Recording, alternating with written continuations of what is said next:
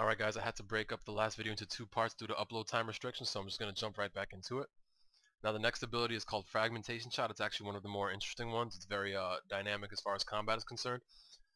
It's a basic ability. Shoot your target with the shot, which fragments on impact, causing them to suffer damage equal to 200% weapon damage over 6 seconds. If the target moves, the effect is increased. It requires level 25 range with a 30-second cooldown. Next up is Escape, which is a basic ability. Leap backwards up to 7 meters to help maintain range from your target. Requires 34 range with a 20-second cooldown. Rapid Fire is a threshold ability. Rapidly fire both weapons at your target, dealing damage equal to 250% of 6 seconds auto attack damage to your target, and it's channeled. Requires 37 ranged, and it's only for dual wield ranged weapons. Cooldown time of 20 seconds. Next up is Ricochet, a basic ability. Fire a shot which ricochets off your target, hitting 2 additional nearby targets for 100% weapon damage. Requires 45 range with a 10-second cooldown. Now this could be very interesting in like a very large multi thing like Clan Wars or in PvP. So, sorry, excuse me. Next up, Bombardment, which is a threshold ability. Fire a volley of shots into the air, which comes raining down, dealing 200% weapon damage to all adjacent targets. Requires level 55 range with a cooldown time of 30 seconds. And we have an ultimate ability here, Incendiary Shot. Fire an explosive shot into your target, which will detonate after 3 seconds, dealing damage equal to 30% of their maximum life points. Requires level 66 ranged and a 2-handed ranged weapon. Cooldown time of 60 seconds. Unload is another ultimate ability. Unload both your weapons at your target's current location for 6 seconds. Every 2 seconds, all targets standing at that location will take damage equal to 35% of their maximum life points, and it's channeled. This is one of the ones that they actually showed in the Introduction to Combat beta when they started showing the dual weapons. I believe this one can actually kill you on the spot if you don't move it, although it does give you some time to get out of the way. It's only for dual wield range weapons with a cooldown time of 60 seconds. And last up, we're going to go to the magic section. Now you can see that we have, as opposed to the other sides where there's only one icon, there's actually a few icons over here. It just kind of organizes the magic for you. So like if you go to this particular section, it lists every single ability. If you go here, I think this is the basic abilities as well as the thresholds and the ultimates, of course, and just some other random spells right over here. So, whoops, let's go back over there. And we're just going to review everything that we haven't seen yet. So first up is Asphyxiate, a threshold ability. Reach out with magical force and choke the life from your target over 6 seconds, dealing damage every 2 seconds. Your target is stunned for the duration of this effect, channeled. Cooldown of 20 seconds.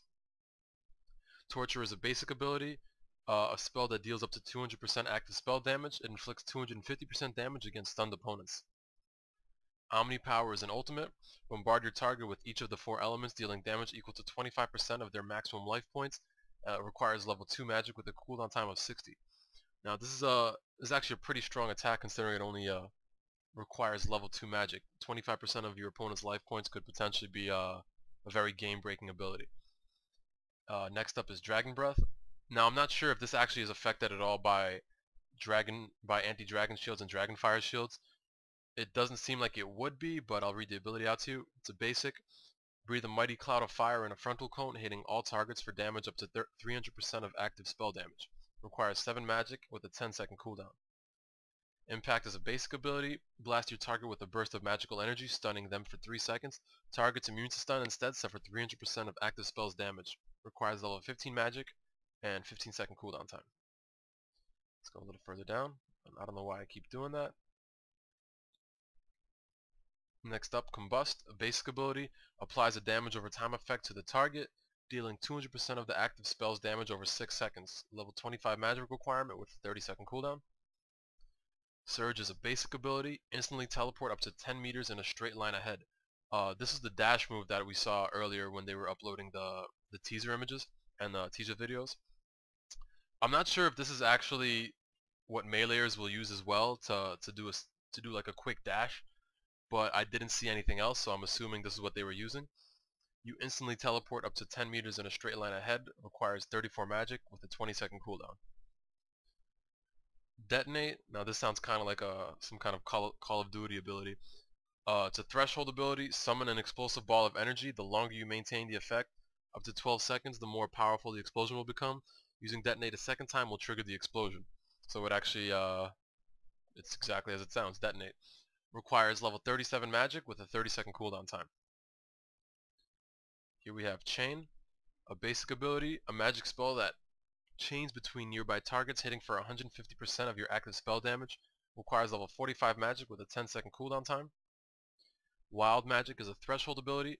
You fire an unpredictable double magical attack at your target which deals between 75% and 150% of your active spell's damage.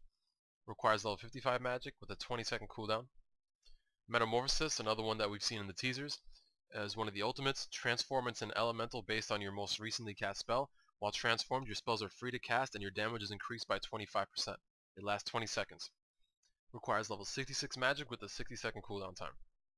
And of course, everybody's favorite, Tsunami, another ultimate. Summon forth a destructive wall of water, damaging all targets in a frontal cone for damage equal to 200% of your active spell's damage. Requires level 81 magic with a 60-second cooldown.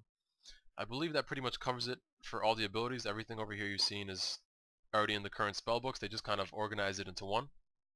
Now I know a lot of this sounds confusing because you see 200% of weapon damage and this and that. So I'm just going to quickly open up my my inventory.